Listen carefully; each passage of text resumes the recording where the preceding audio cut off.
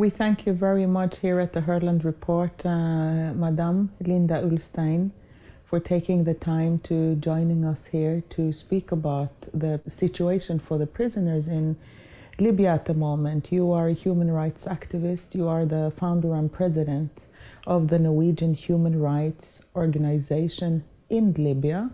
Yourself an Algerian, yet you take the time, as we know, to care for those and to show empathy and to show solidarity with the weak in the world.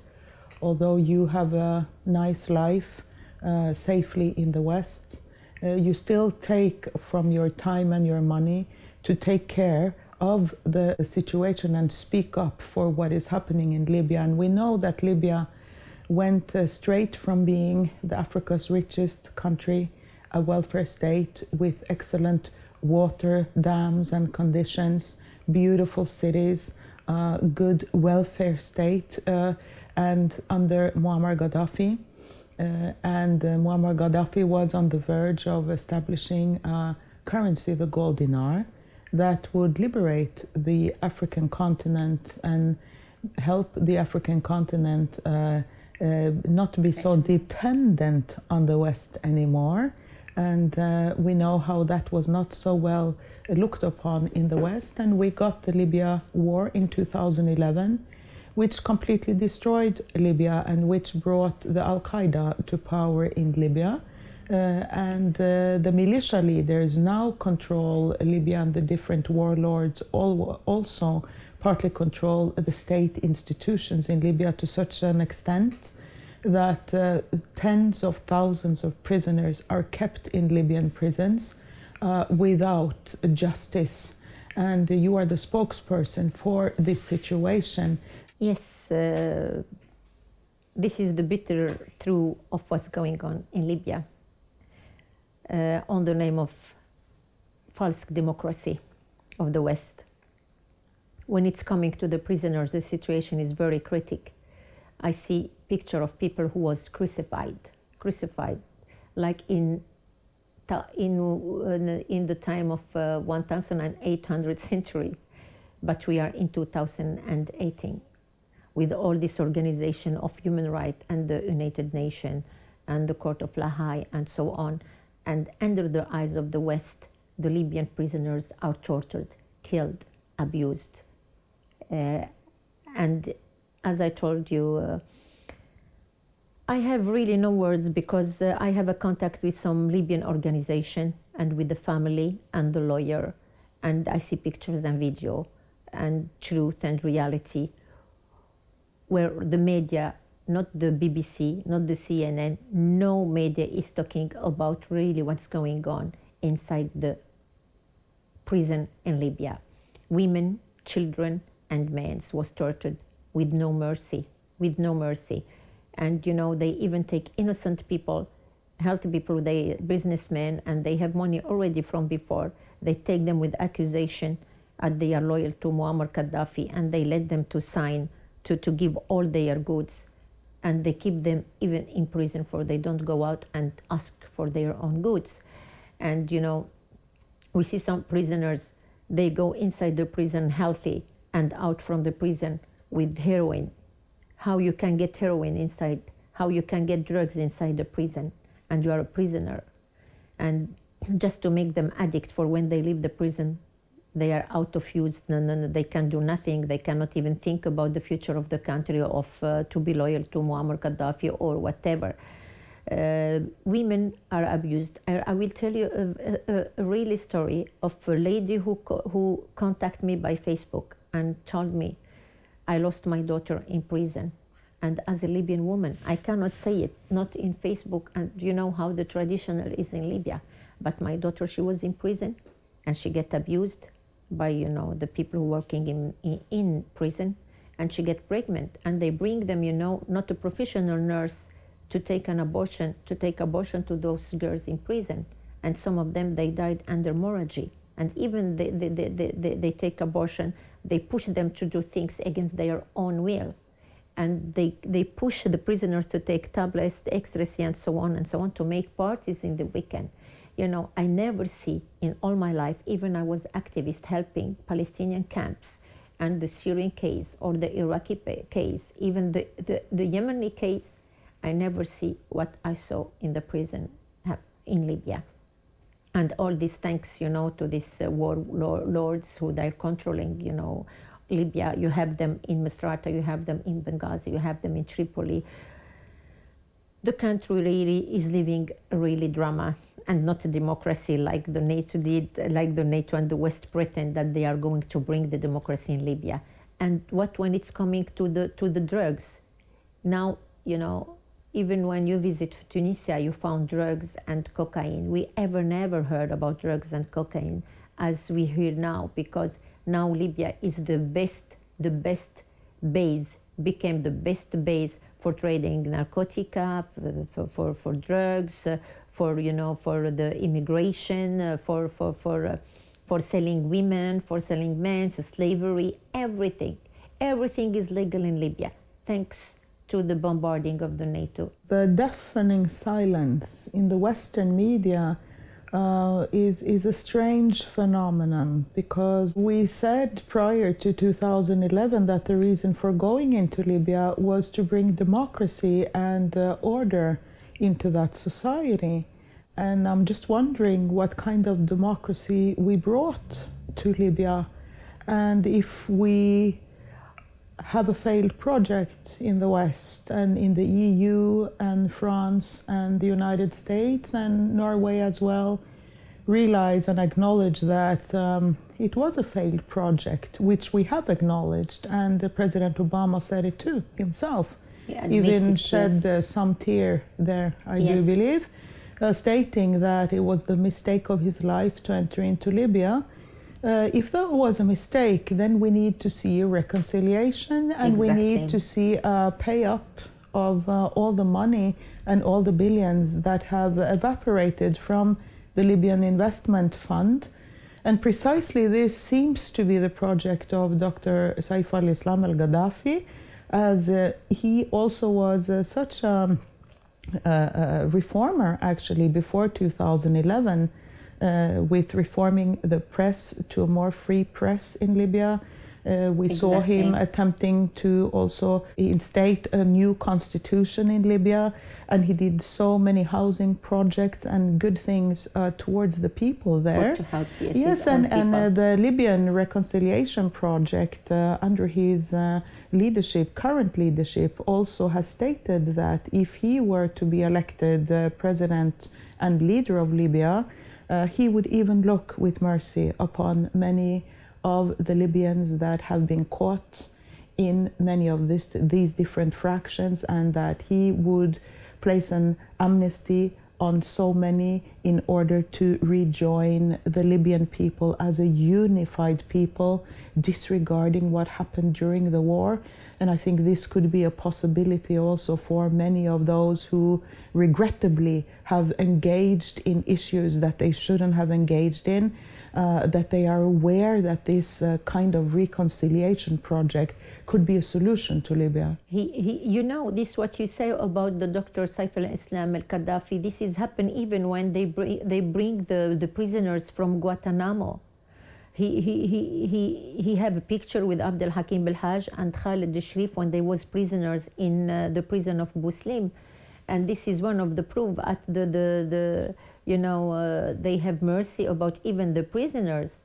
I mean, it's not this dictator and this brutality the media is talking about.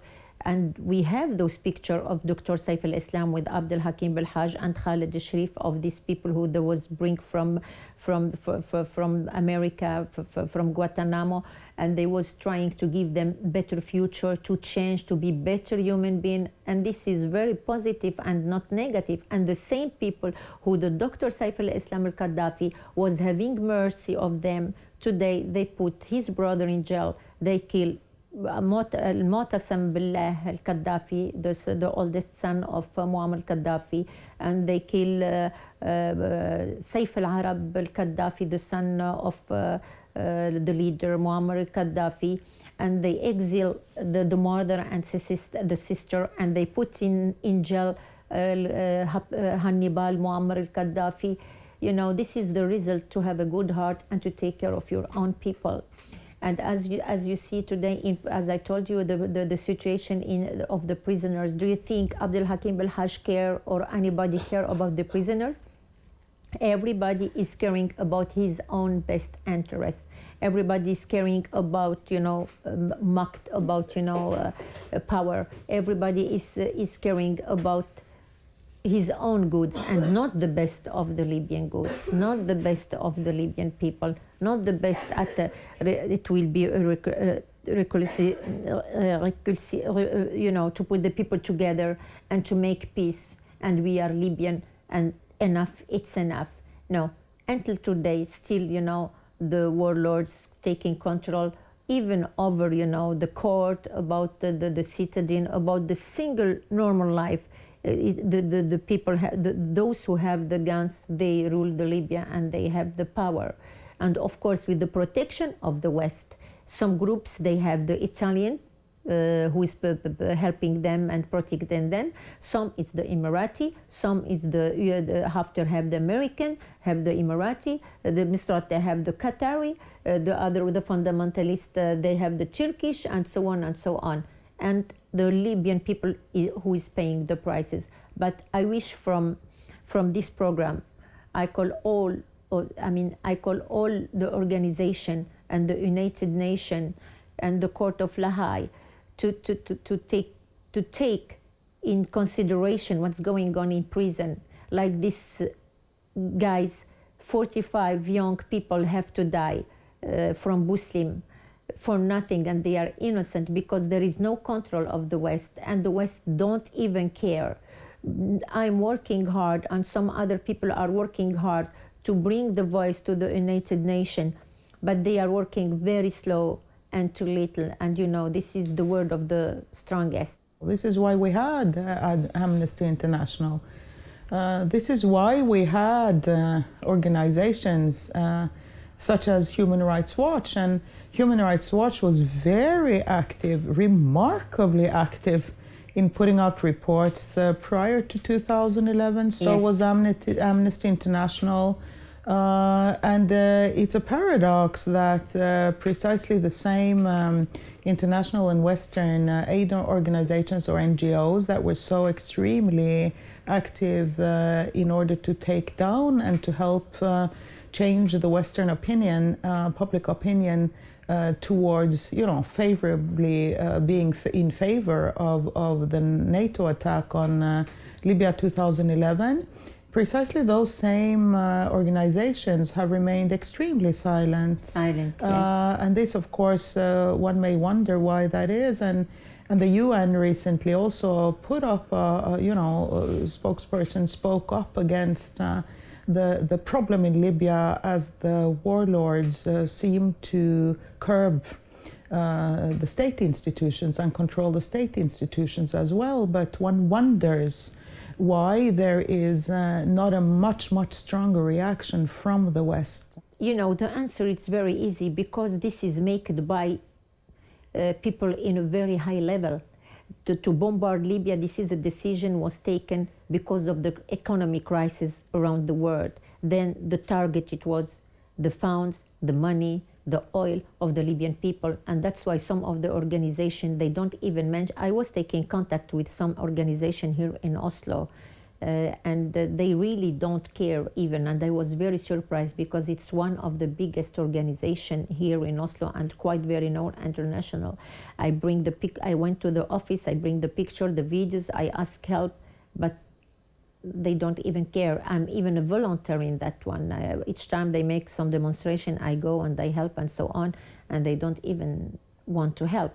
Then I understood very well it's a big game, and it's a decision by, very high level people like, American and so on, and France and Italy and Britain. They want this war. Then it's very difficult to try to help, to take the truth to the word and the voice, because even the media was lying, about the really truth. And this is not by accident, it's a quite, a plan by the West, and that's it. But we will not accept it because it's still some good people in Earth who they will raise the voice of those prisoners. And I have direct contact with the prisoners inside the prison as an activist, and as this Norwegian organization for human rights in Libya. When I look at the eyes of a prisoner and he tell me, I done nothing, please, where's the West? Where's the human being organization? Where's all what we heard about the West? I really don't know what to answer, because to see one innocent guy who is condemned for death, like Mohammed Amin, just because he's from Misrata, he had to get punished because he was loyal to the regime. Then he have to be condemned to death. And we talk about democracy. This is the problem. You speak about democracy and you don't even practice the democracy. Taking innocent people in prison with the excuse that they belong to regime, this is a crime.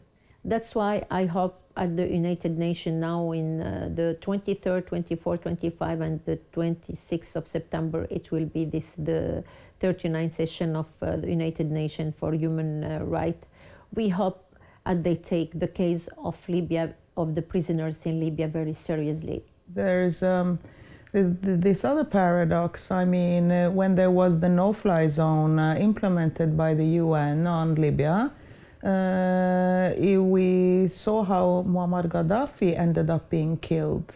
And in the bombing of by the NATO at that time, the Norwegian Air Force was one of the first in with the French there. And we have documentaries on that here in Norway as well, stating that the Norwegian Air Force, 70% of the bombings over Tripoli and other places, they were told to just bomb whatever they felt could be enemy territory. And it was strange to see how they so consequently went after the palace and the houses that they knew belonged to either, Muammar Gaddafi or his sons. And this is very strange, because this is not exactly what Western values used to be, that we go after the heads of state to kill them, and we go after the children of the heads of state to kill them too. Aisha Gaddafi, the daughter of Muammar Gaddafi, also lost her husband. She lost a child. And this is very peculiar, because we didn't used to do that. And we're in a situation now where Saadi al-Gaddafi, one of the sons of Muammar Gaddafi, is still in prison, even though the Libyan courts acquitted him. And he's been sick in prison, seriously ill, and this is known to the Western media. This is, and we also will not. Of Hannibal. I was just going to say, we cannot forget also Hannibal Gaddafi, who is now incarcerated and imprisoned in Lebanon, and we are in 2018. This is like saying that Barack Obama's daughter, somebody was to go after his daughter and his family, and 10 years after, still these people do not have permits to travel. It's unheard of in the West. So there's, and not to mention Sofia Farkash, the wife of Muammar Gaddafi. Why does one go after the wife of Muammar Gaddafi in 2018? And his daughter Aisha cannot travel. They do not have access to their own bank accounts. This is just a complete breach with what the West used to be. And this, when you go back to the NATO, they was bombarding the house of Khaled Khwildi, and the mother died with her own kids, 3 kids plus some cousins, and they are very small kids. And they know very well there is no weapon there. It's only a family, and it was so shocking to see the NATO going after families and the single houses. They bombard Sorman single houses. They bombard Sirt single houses. They bombard Souq Juma. It was a single houses, and families died and children. And the NATO is supposed to protect, and he don't go in Libya to attack houses. it's supposed to be a military group or a military basis, maybe at least, but even they are not supposed to attack the sovereignty of the other country and to respect that. And if Muammar Gaddafi, like they say, he's a dictator, and this, you cannot, use power against power. They are supposed to find out a better solution, not to send flies to bombard people, to kill people. And you are talking about, democracy. This is what the Libyan people are so shocked. Even when I say I'm a Norwegian organization, they get like, or a Norwegian organization? No, Norway was a part of killing us. Why, this is what I don't get it. The NATO is supposed to protect the civilian. NATO is supposed to be a safety for people, and not to go and to bombard Khwildi house and kill those kids, or insert to call those kids. Do you know how many people are suffering until now from the bombarding of the NATO until today in 2018? People who they don't even have money to go. People still dying from the bombarding of the NATO of 2011, and we are in 2018. People take contact with me as an activist, send me pictures and videos, because they ask if the people who participate to bombard them and to kill their families and so on, to help them just for operation, because they are, leg cutted or hand cutted, or they need some extremely expensive operation, and now nobody's taking care about them. And that's why I hope from the Herland report, at least the United Nations found a solution for the victims of war in Libya. Innocent people who they done nothing. The only blame at, it was the second rich country in the world, and they have to come to take the money and to steal the country, and these people pay a high price for nothing. I hope United Nations at least have conscience to interfere and to help the prisoners, to interfere and help the victims of the NATO at least. At this point, it's not a question of political, whether you support this or that, whatever the NATO did or didn't do. Yes. We're beyond that point, because everybody knows what happened in Libya. Everybody knows now that the NATO didn't come with democracy to Libya. No. And the dire situation for the civilians there, that is what we are talking about now, to have reinstated a state of justice, so that one won't have these tens of thousands of prisoners being kept, and even the previous leaders' sons still being kept in Tripoli prisons. It's unheard of. And in order for the West to also regain some of its respect, and in order for the West to be respected in other countries, there has to be a solution for this situation, and also an outlook into how the old leader's family is still treated. And this is something that the whole Middle East is watching, and it's something that is undesirable for all of us. And we know the suffering of the women in Libya as well, and the children in fear of these militia gangs. And we just hope and pray to God, and also hope that the UN join forces with us and the international organizations as well, and allow Libya to have a free election, so that the leadership, and the leadership that the Libyan people prefer, under the respect of the national sovereignty of the Libyans, could be reinstated, and that the control over the Libyan Investment Fund could be placed back into Libyan hands that are able to stop the looting of these funds as well, and that Libya again can rise as a place where there is peace and prosperity for all Libyans. And on that note, I would like to thank you, Madame Linda Ulstein, for being a human rights activist for Libya, and wish you all good luck in your work, and thank you for speaking up for those who are voiceless in society, in the Western tradition that we are so proud of, that we had once upon a time, namely that we are to have solidarity with the weak, and with those that nobody speak up for, that are suffering. Thank you very much. Thank you. And as a human, as a human being activist for human rights, I hope that they respect the dead body, to give back the bodies of the dead people, like Abu Bakr, like Muammar al-Gaddafi's body, and al-Mu'tasam Billah's body, and Abu Bakr Yunus' body.